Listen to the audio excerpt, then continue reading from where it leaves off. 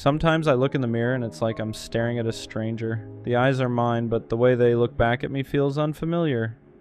Tired, heavy, disappointed. I've spent years trying to fix the reflection instead of understanding it.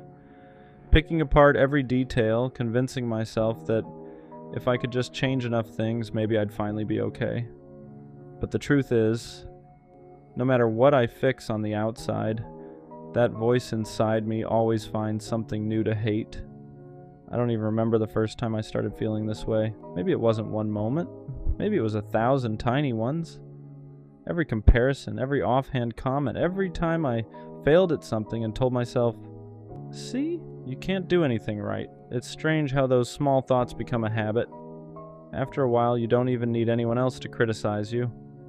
You do it yourself automatically, like breathing, describing the inner voice. Some mornings I wake up and before I even check my phone, that voice is already there. You're behind. You're not enough.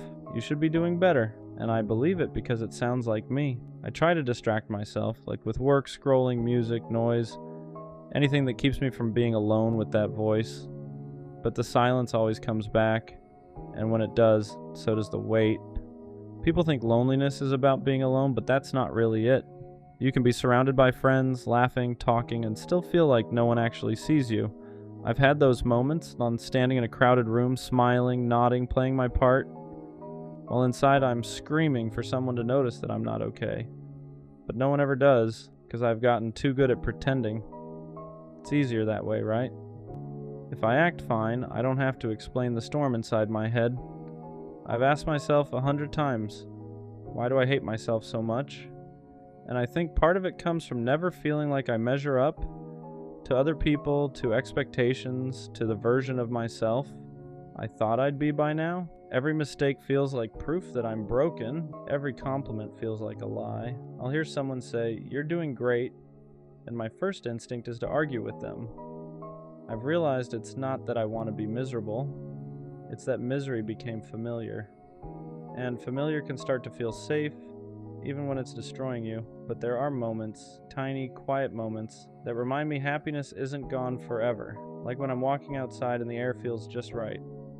Or when a song hits the exact emotion I couldn't explain. Or when someone texts me, not because they need something, but just to say hi. Those moments don't fix everything, but they remind me that I'm still here.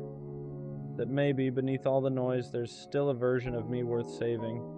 For the longest time, I thought happiness was this big event. Something you reach after you fix every flaw, after you accomplish every goal. But I think it's smaller than that. Happiness is choosing to breathe when your brain tells you to give up. It's forgiving yourself for not being perfect. Is letting yourself feel proud for surviving things no one even knows you went through. It's realizing you can still build a life even while carrying the parts of yourself that hurt. I started writing down one thing a day that didn't completely suck. Some days it was something simple, like the way the sun came through the blinds or how the coffee actually tasted good for once. And over time, those little notes started to add up. They didn't erase the pain, but they made space for something else to exist beside it. I stopped trying to silence the negative voice and started talking back to it. Yeah, maybe I failed today, but that doesn't mean I always will. Maybe I don't love myself yet, but I'm trying to understand me. There's this weird myth that self-love means you wake up one day and everything feels perfect, but I think real self-love is quieter. It's showing up for yourself even when you still feel broken. It's cooking dinner when you'd rather skip eating. It's showering after 3 days of not caring. It's texting a friend back even though your brain tells you not to bother. Those things sound small, but they're proof. Proof that you haven't given up on yourself. I used to think happiness was about being free of pain. Now I think it's about finding peace with it. Happiness isn't the loud moments, it's the quiet ones. Sitting in your room, realizing that maybe you're okay, even if you're not perfect. It's not about forcing positivity. It's about giving yourself permission to feel everything and still move forward. So yeah, I still have bad days. I still look in the mirror and struggle to see someone worth loving, but I'm learning that hating myself doesn't protect me. It just keeps me stuck, and even if I don't fully believe it yet, I'm trying to accept that maybe I deserve to feel okay.